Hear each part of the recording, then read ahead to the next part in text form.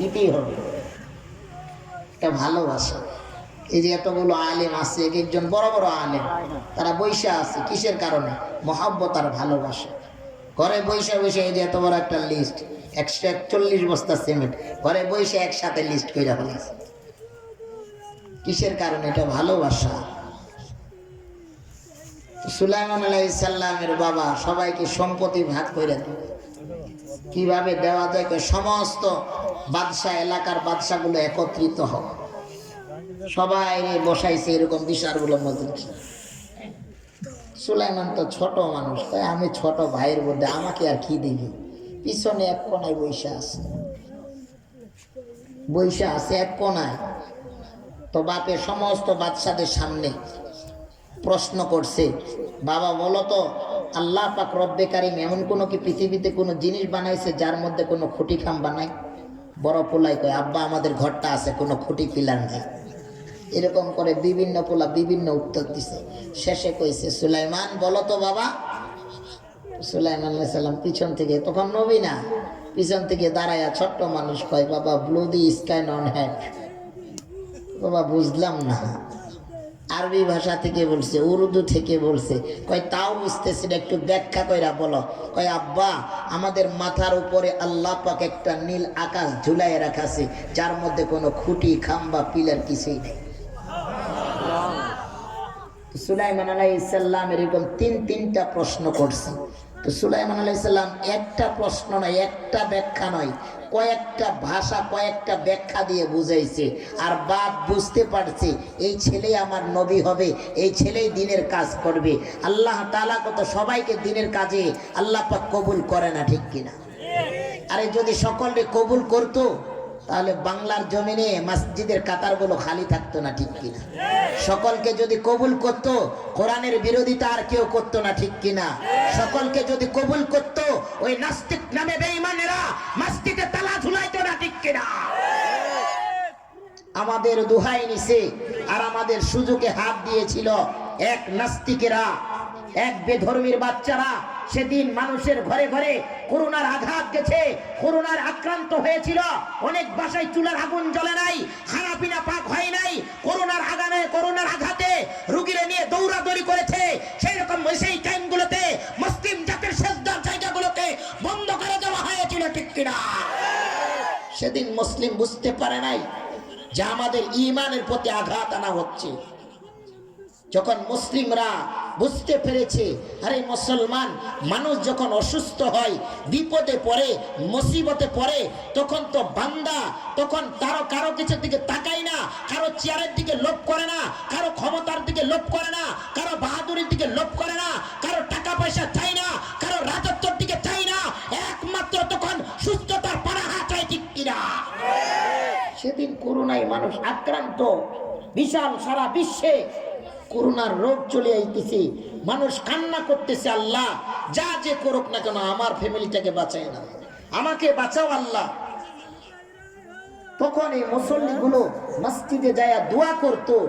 আজ পর্যন্ত এমন দেশের ভিতরে কোন পুরুষ যায় মসজিদে রাজনীতির আলাপ করে না, সম্পত্তির আলাপ করে না, পারাপারির কোনো আলাপ করে না, মামলা মোকদ্দমের আলাপ করে না। সবাই এখানে যায় স্তব্ধ থাকে, নিঃশব্দ থাকে, কোনো আওয়াজ নাই, এক আল্লাহর দিকে বৈশা বৈশা জিকির করে, ঠিক কিনা? তখন করোনার আক্রান্ত মানুষগুলো, তখন মানুষ সেজদায় পয়রা পয়রা আল্লাহর কাছে দোয়া করেছে, আল্লাহ আপনি আমাদেরকে রেহাই দেন, আল্লাহ আপনি আমাদেরকে উপকার করেন, আল্লাহ আপনি আমাদেরকে ভিক্ষা দেন, এই করোনার বিমারাজ থেকে, এই করোনার রোগ থেকে আপনি আমাদেরকে হেফাজত করেন। অনেক উলামা ইকরামরা রিচার্জ কইরা কইরা দোয়া দিয়ে দিছে, প্রতিটা মানুষ দোয়া কইরা কইরা, সারাদিন কোনো কিছুই নাই, সারাদিন বয়াবে অনেক মানুষ আম জনতা দোয়া শিখায়া ইমামদের কাছে বৈশা বৈশা দোয়া পড়েছে, ঠিক কিনা? আর একদল নাস্তিকের বাচ্চারা আইসা মসজিদে বিশাল বড় বড় রিজ ঝুলাই দিছে, মসজিদে তালা ঝুলাও, 6 জনে 10 জনের উপরে দেওয়া যাবে না, এখানে করোনা আক্রান্ত হবে। আরে আল্লাহর ঘরে কখনো করোনা হতে পারে না, ঠিক কিনা? সেদিন আমাদের একটা সুযোগে তারা সদ্ব্যবহার করেছে, 1400 বছর আজানের দড়িগুলো বন্ধ করার চেষ্টা করেছে। যখন মুসলমানদের প্রতি ঈমানের আঘাত এনেছে, আল্লাহ সহ্য করে নাই, ঠিক কিনা? তখন আল্লাহ সহ্য করে নাই, যখন মুসলমানদের প্রতিটা মুসলমানদের ইমানের আঘাত লেগেছে, ইমানের বুকের আঘাত পেয়েছে, মায়ের কল খালি হয়েছে, বাবার কান খালি হয়েছে, বাবার হাত ধরা মানুষটা মারা গেছে, তখন আর মুসলমান দেরি করে নাই। মুসলমান বাড়ি ছেড়েছে, ঘর ছেড়েছে, বিছানা ছেড়েছে, সন্তানের জন্য বাবা নেমেছে, ভাইয়ের জন্য ভাই নেমেছে, বন্ধুর জন্য বন্ধু নেমেছে, মাও চিৎকার করেছে, বোনও চিৎকার করেছে। ওই নাস্তিকদের বাচ্চারা বাংলার জমিন থেকে সেদিন গা ঢাকায়া পলাইতে বাধ্য হয়েছে, ঠিক কিনা? নারে তাকবীর, নারে তাকবীর।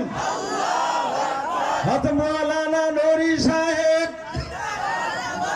হযরত মাওলানা সুলাইমান নূরী সাহেব। সেদিন মানুষ বুঝতে পারে নাই, আরে মুসলমান ইমানওয়ালাদের ডাক আর ইমানওয়ালাদের চেতনা যদি একবার উঠে, বাংলার জমিনের কোন নাস্তিক, কোন বেদাতির দল টিকে থাকতে পারবে না, ঠিক কিনা? ইমানওয়ালা তো কারাকারি করবে না, পারাপারি করবে না। যখন ইমানের উপরে খুব আঘাত চলে আসবে আর ইমানওয়ালারা নারে তাকবীরের আওয়াজ তুলবে, একটা ধ্বনি দিতে দেরি বাংলার জমিনে নাস্তিকরা গা ঢাকাইতে দেরি করবে না, ঠিক কিনা? এজন্য আমরা মুসলমান আজকে মসজিদের জন্য বসেছি। আল্লাহ পাকে মসজিদে কার টাকা কবুল করবে, কার বসা কবুল করবে, কার চাওয়া কবুল করবে, আল্লাহ যাদেরকে পছন্দ করবে তাদেরকেই কবুল করবে, ঠিক কিনা? এই জন্য মুসলমান মসজিদের জন্য, আল্লাহর ঘর, অনেক গভীর রজনী রাত্র হয়ে গেছে, শীতের দিনে বিছানা ছাইরা আল্লাহ আল্লাহ রসুলকে পাওয়ার জন্য আমরা এই ময়দানে বসেছি। কোনো মানুষের বাহবাও চলবে না, কোনো মানুষের বাহবাও চাই না, আল্লাহর বাহবা চাই। মানুষের স্লোগানের দরকার নাই, আল্লাহর স্লোগানের দরকার আমাদের। আল্লাহর স্লোগান আমরা পেতে চাই, মানুষের স্লোগানের দরকার নাই, ঠিক কিনা? আমরা আল্লাহ আল্লাহ রাসূলের জন্য বসেছি, আল্লাহ আল্লাহ রাসূলের কাছে আজকে তওবা কইরা, দোয়া কইরা, নিজের গুনারে মাফ কইরা নিষ্পাপ হইয়া মরণ বিছানায় যাব ইনশাআল্লাহ। কারা কারা রাজি আছে একটু হাতগুলো দেখান তো। গুনাহ মাফ হয়ে আজকে ইনশাআল্লাহ যাব, আল্লাহ কবুল করুক, সকলে বলি আমিন। এই যে গভীর রজনী রাত্র, বাংলাদেশের প্রতিটা দরজা এখন বন্ধ, প্রতিটা গেটে এখন তালা মারা, প্রতিটা ঘরে এখন দরজা জানালাগুলো বন্ধ। যত গভীর রজনী রাত হবে তত রহমতের, আল্লাহর রহমতের দরজা খোলা হয়ে যাবে। এখন দেখবা চেয়ারম্যানের দরজাও বন্ধ, উকিলের দরজাও বন্ধ, এমপির দরজাও বন্ধ, মন্ত্রীর দরজাও বন্ধ, হাইকোর্টের দরজাও বন্ধ, চেয়ারম্যানের দরজাও বন্ধ। একমাত্র যত রাত যাবে দুনিয়ার মাতবারে, দুনিয়ার ক্ষমতার সমস্ত দরজা বন্ধ হবে, আল্লাহর দয়ালুর দরজা, রহমতের দরজা আর জানালা খোলা শুরু হয়ে যাবে। আমরা এখানে আল্লাহর রহমতের দরজার দিকে তাকায়া, দরজা জান্নার দিকে তাকায়া আমরা আজকে তওবা করে রব্বে কারীমের কাছে যাব।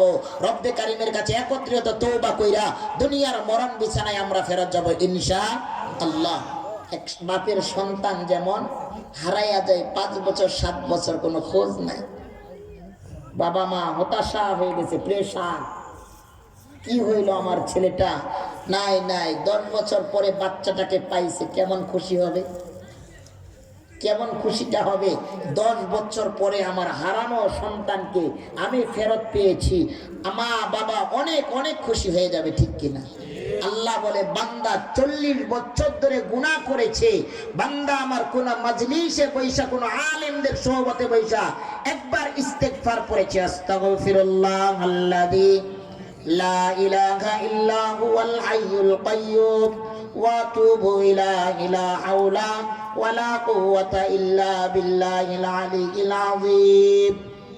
বান্দা যদি এই তওবা একবার পড়ে, আমি আল্লাহ এরকম ঘোষণা দিয়ে দিলাম, সুসংবাদ দিয়ে দিলাম, ওই মা যেমন 10 বছর পরে বাচ্চা পায়া খুশি হয়েছে, বান্দা 40 বছর গুনাহ কইরা একবার ইস্তেগফার করেছে, ওই মা বাবার থেকে 100 গুণ আমি আল্লাহ রাজি হয়ে যাব। বান্দার তওবার দরজা এখনো খোলা। আদম আলাইহিস সালামের সন্তানকে যখন পাঠাই, বনি আদম সন্তানের জন্য আদম আলাইহিস সালাম রব্বে কারীমের কাছে সুযোগ চেয়েছিলেন, আল্লাহ আমার আদম সন্তানের জন্য একটু ছাড়, একটু কোনো দয়া করেন। আল্লাহ বলছে, আদম যাও, তোমার বদিম আদম সন্তানের জন্য আমার রব্বে পক্ষ থেকে, আমার আল্লাহর পক্ষ থেকে দুটা ছাড় দিয়ে দিলাম, ওয়াফার দিয়ে দিলাম। তার মধ্যে এক ছাড় হইল বনি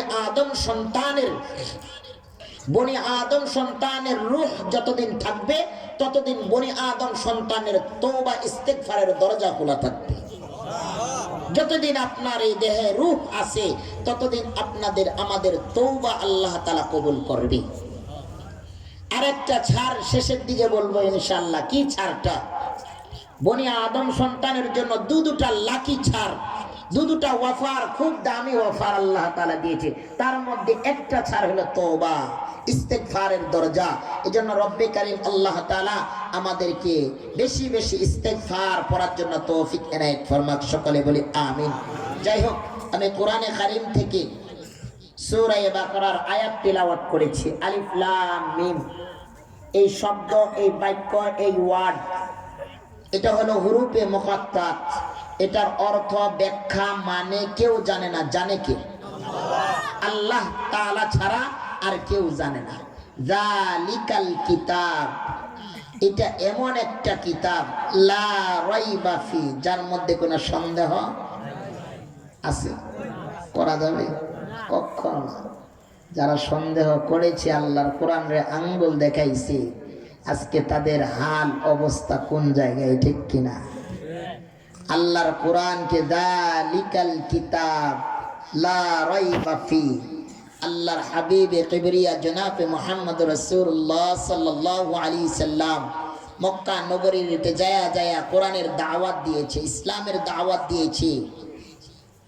আর আবু জাহেল কোরআন রে হালকা মনে কইরা, নবীরে পণ্ডিত মনে কইরা, জাদুঘর মনে কইরা মানে নাই। আল্লাহ পাক রব্বে কারীম আবু জাহেলের জায়গা কোন জায়গায় করেছে জানেন কিনা? মক্কা নগরীতে এত বড় দামি বাড়ি করছে, এই বাড়ির ভিতরে এখন মানুষ পায়খানা করে।